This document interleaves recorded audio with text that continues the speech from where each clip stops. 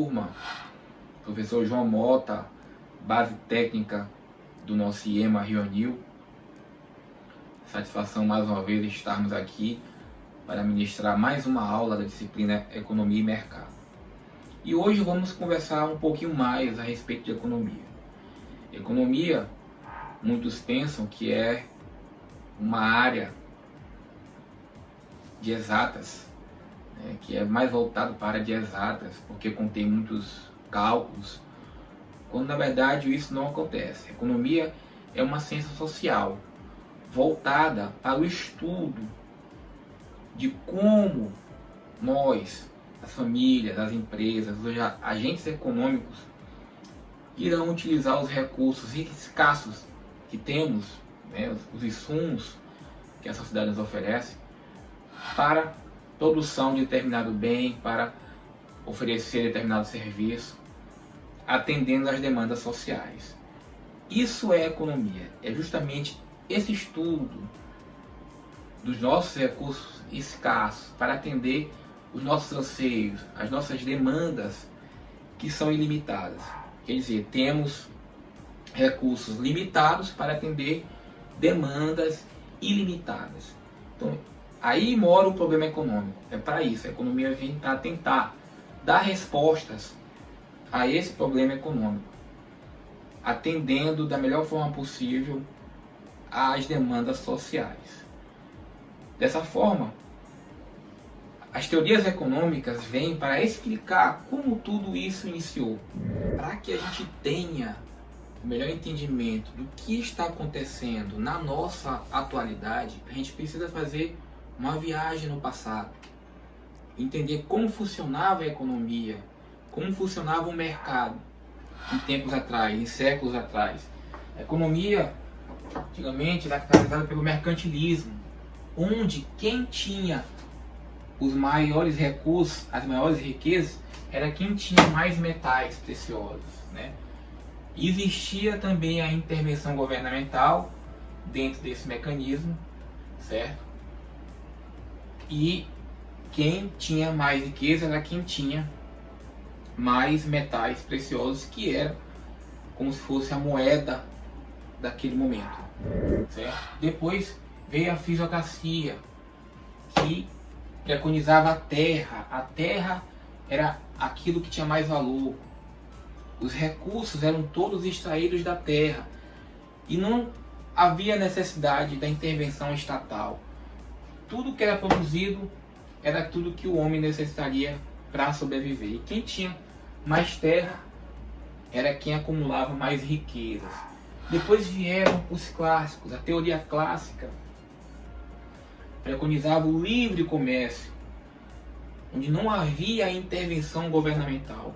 Adam Smith foi um dos principais autores dentro dessa teoria clássica. Ele dizia que existia uma mão invisível dentro do mercado. Então, quando o agente econômico queria ganhar mais, queria ter maiores rendimentos, ele investia.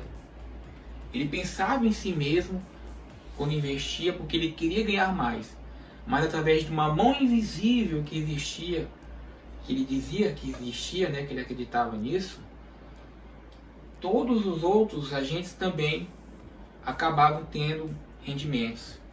Então, essa mão invisível, através do investimento pessoal, trazia também mais rendimentos aos outros envolvidos dentro do mercado, certo? Onde ele preconizava que o governo não deveria intervir e que a economia entraria em equilíbrio apenas com as forças da oferta e da demanda existentes dentro do mercado, Só que vieram os críticos, representados aqui pelo autor mais importante da época, Karl Marx. Ele dizia que isso não dava certo. Essa não intervenção do governo, do Estado na economia, só traria concentração de renda, porque ele dizia que existia uma mais-valia. Todo produto produzido tinha dentro dele uma mais-valia, um excedente, e esse excedente era concentrado nas mãos dos detentores dos meios de produção. Então, tudo se concentrava. Então, a distribuição de renda nunca iria ocorrer dentro desse sistema aqui sem intervenção do governo. Então, os críticos, representados por Marx, eram contra esse modelo capitalista. Depois viemos aqui para os neoclássicos, a teoria neoclássica. A teoria neoclássica ela vem se aprofundar um pouco mais da teoria clássica. Ela preconiza ainda os conceitos da teoria clássica. No entanto, os neoclássicos vão se preocupar também com o comportamento de cada indivíduo. Ele vem trazer conceitos da microeconomia, como a formação dos preços, como as preferências do consumidor, certo? Esses agentes econômicos que se envolvem dentro da economia têm interesses também internos, têm, digamos assim, têm preferências. Essas preferências são influenciadoras do preço de mercado, certo? Depois dos neoclássicos, viemos para os keynesianos, representados por Maynard Keynes, que se destacou na crise de 1929. Os países que estavam em crise apresentavam dificuldades de produção. Então Keynes veio adotar uma teoria que dizia que o governo, os gastos governamentais, seriam uma solução para aquele momento de crise.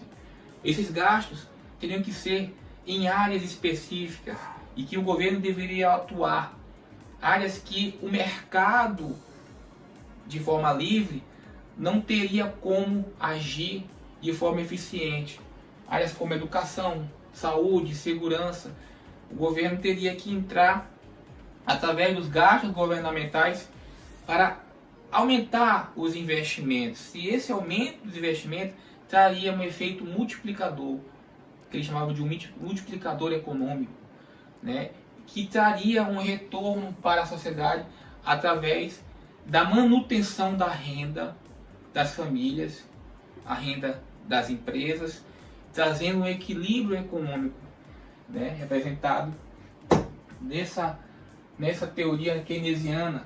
Esse equilíbrio que podia ser colocado aqui na teoria como renda igual a consumo mais gastos governamentais mais investimento mais exportações menos importações, que é a balança comercial, né?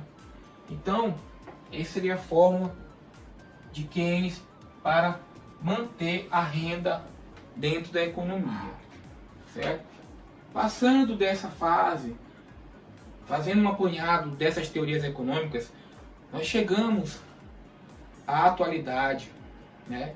A nossa contemporaneidade, que é caracterizada justamente pelo aumento tecnológico, aumento da velocidade das informações. Agora mesmo, muitas pessoas estão ganhando dinheiro, outras estão perdendo. A bolsa de valores está se movimentando. Quando houve aí a notícia que Lula poderia voltar a concorrer à presidência, já houve uma movimentação nos dólares, né? O dólar aumentou, a bolsa de valores, algumas empresas tiveram queda. Então essa movimentação, essa velocidade de informação é a característica da nossa contemporaneidade, certo? Podemos falar um pouco também da teoria da firma. O que diz a teoria da firma? A teoria da firma, ela preconiza os fatores de produção. Quais são os fatores de produção existentes dentro de uma firma, dentro de uma empresa? Podemos citar a terra, podemos citar a mão de obra, podemos citar a tecnologia e os dados empresariais, né? O que uma empresa tem, né, de patrimônio, o que uma empresa tem de engajamento dentro do mercado, de experiências dentro do mercado. Isso são fatores de produção que são utilizados para a produção de determinado produto, para a colocação de determinados serviços à disposição da sociedade. Então, a firma, ela tem também um custo. Esse custo de uma firma, o custo de uma empresa, ela é formada por um custo total, que é a soma do custo variável total com um custo fixo total. Toda firma tem seu custo fixo, que é a energia, que são a mão de obra, e o custo variável, que vai depender da quantidade de produtos e de serviços a serem disponibilizados dentro daquela determinada produção. Então é isso.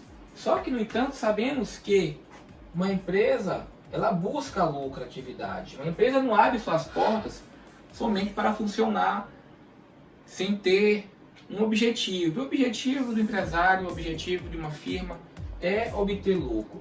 E o lucro é justamente tudo aquilo que uma empresa recebe, ofere como rendimento, o rendimento total, menos o custo total de sua produção. Ok?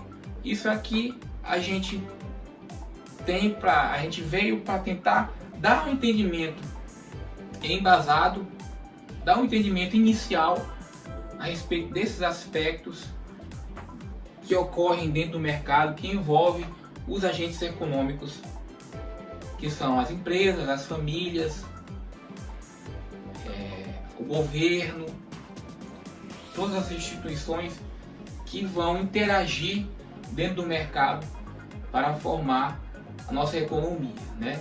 Quando a gente abre os telejornais, a gente escuta sempre falar a respeito de economia, como a economia está, como a economia de determinado país se encontra. Então a gente tem que saber esses conceitos aqui iniciais para podermos ter entendimento a respeito do assunto que está sendo abordado. Obrigado. Essa é mais uma aula, a segunda aula da disciplina de Economia e Mercado. Até mais, até a próxima.